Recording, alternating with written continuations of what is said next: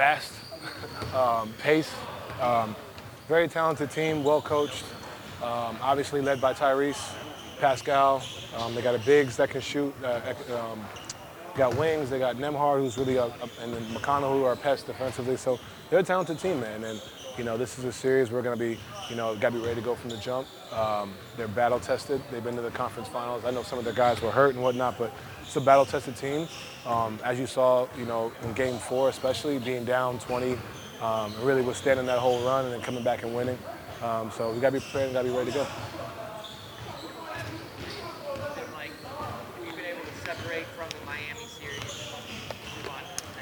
Yeah, I mean, once the game was over, really just taking time to just be, obviously trying to figure out who we're playing, but like I said during the week off, like really allowing yourself to detach and then reattach. Like, you know what I'm saying? I think that's huge because, if you're trying to do this for the long haul, it's a lot on the mental, it's a lot of physically. So the day after, or was that yesterday? I think it was yesterday. Today, obviously going through some scouts, but really, looking at the scout report, also allowing yourself to kind of have that mental break, which we've awarded ourselves by sweeping the series.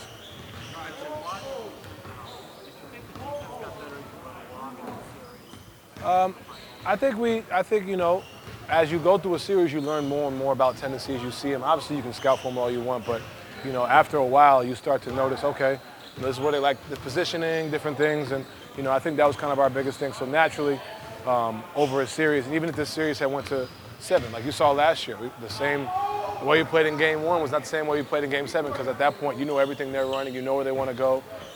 So as the series progressed, naturally, you're going to be better, just because you've seen the same team 3 times. Say again?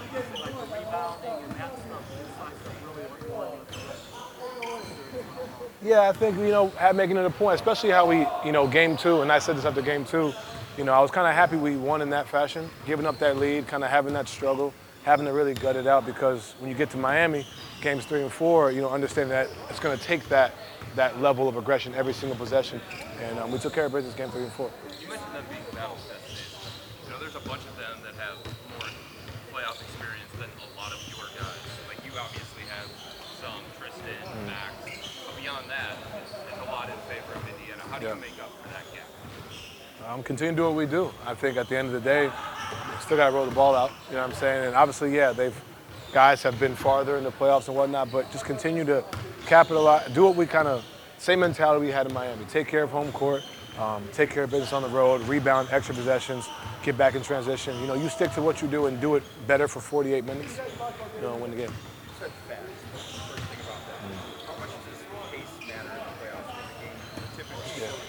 That's been their advantage. You look at, especially this year and then last year, how they made the conference finals, just continuing to push. And they got a lot of guys, they got a lot of depth, which I think is what makes it possible. If they're playing 5, 6, 7, 8 guys, you're not able to run at that pace over and over again. So you got to respect everybody that's coming in. And you got to make it tough on them. I understand that we got to win the rebound game, got to win the possession game, but got to get back in transition. Before the series against Miami, you talked about the preparation. I know you didn't know you were playing the team so much closer to Game 1 than this series. But a lot of the preparation talk was being about you guys versus being about another team. Yeah. How similar is that to right now? That's what I meant when I say you take, kind of these 2 days, today and yesterday, to kind of take them to obviously know who we're playing, get the schemes, but, kind of do what we do. You know what I mean? Understanding that we got to be our best selves, as well as trying to stop them. And, I think that's obviously important. So I think for us, using these 2 days, and then, tomorrow, what day is it today? Thursday? Thank you. Tomorrow and Saturday, taking it up another level, be ready to go. Sorry. Just thinking about the last 2 games in Miami, the way you guys were able to build these big leads, you didn't take your feet off the gas, so to speak. How much of a learning experience is that going forward in the postseason to take advantage of those kinds of moments? Yeah, it's huge. It shows that, we have taken a step in that maturity that we continually want to be. You know what I mean? And I'm not going to say we sat here and we figured it out. We got to continue to do it against Indiana, and then next round and next round. So for us, like I said, winning the way we did in Game 2, I think really set the table for Games 3 and 4. Game 3 and then coming in Game 4 the way we did was really impressive from a mindset standpoint for our group, and something I think we can carry over into the series. Did you happen to watch? Say again? Yeah. Has been heading in full strength this year, particularly during playoffs? Man, big time. Especially coming into this series, they're obviously going to try to make the ball pressure tough, and he's a guy that can create a shot in his own. That's really what the playoffs are about, guys who can get in the paint, obviously win their matchup, get in the paint, and make plays. And he's a guy that's, done that for us all season, especially in the clutch. Obviously, he's been phenomenal. It's great that we took care of business in 3 and 4. So now he get some rest, and he'll be back. Ideally, he'll be back on Sunday. Did you happen to watch Game 5? Yeah. I mean, it was wild. Yeah. Obviously, great. What are some of your impressions just from what happened?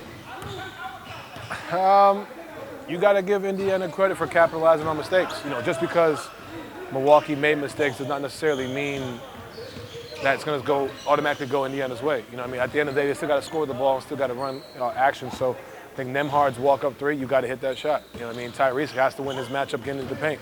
Great defense on Giannis taking the fadeaway in the corner.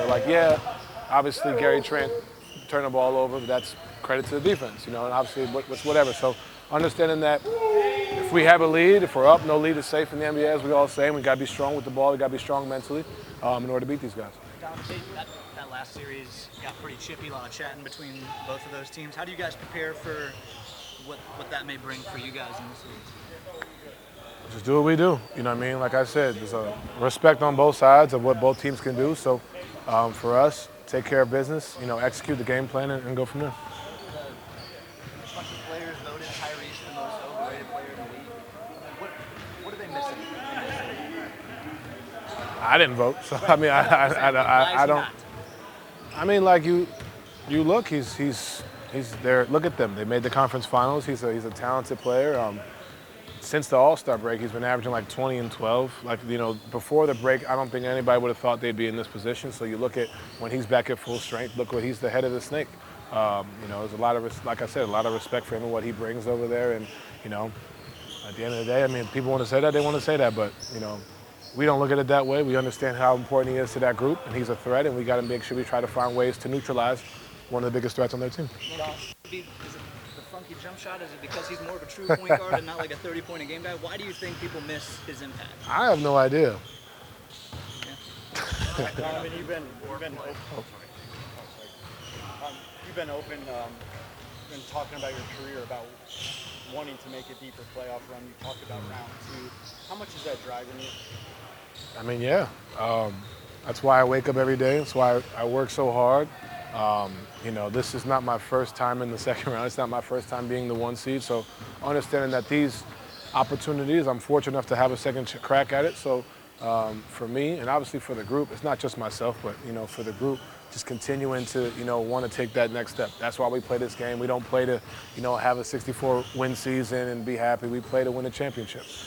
That's the goal, and that's really what's fueling me. Donovan, a lot of this series, or a lot of the season, has been about punching first or being able to handle a punch given to you.